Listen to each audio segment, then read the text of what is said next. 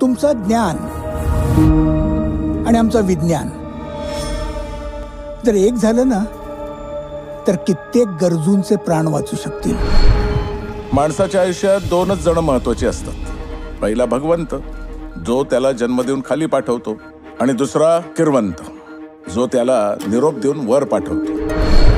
जा बघा कोण आलंय ते. पुढे आलं नाही, गेलं असेल. कसं काय बोलवतो तुम्हाला हे सगळं? हे बघ सुनंदा, माणसं जाणार तर आपण खाणार. आयुष्याचा प्रवास संपतो तेव्हा एका नवीन आयुष्याचा प्रवास सुरू होतो, आणि याची तुम्हाला जाणीव करून देण्यासाठीच आम्ही इथं आलो. मी किरवंत आहे, किरवंत. तुमच्यासारखे बुद्धिवंत, प्रज्ञावंत, धनवंत, गुणवंत सगळे थोतांड आहेत, थोतांड.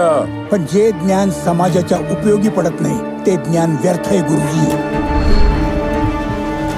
अरे असले 100 डॉक्टरना मी माझ्या धोत्राच्या सोग्यात गुंडाळून फिरतो. डंख मारीला काय झालंय? अगं सुनंदे, अंत्यविधी होणार नाहीये. हे बघा, जास्त पैसे नाहीत, 25 लाख. त्याचं 25 लाख.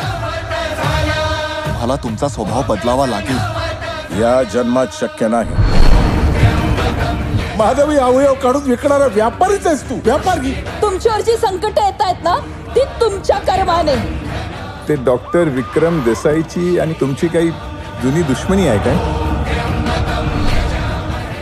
अजून काही बोलले ना तर मी ठार मारेन यांना. तुमच्या मुलाबद्दल पूर्ण सहानुभूती बाळगून मी तुम्हाला एवढंच सांगतो की तुम्हाला मदत करण्याआधी मलाच काय, देवाला सुद्धा 10 वेळा विचार करावा लागेल.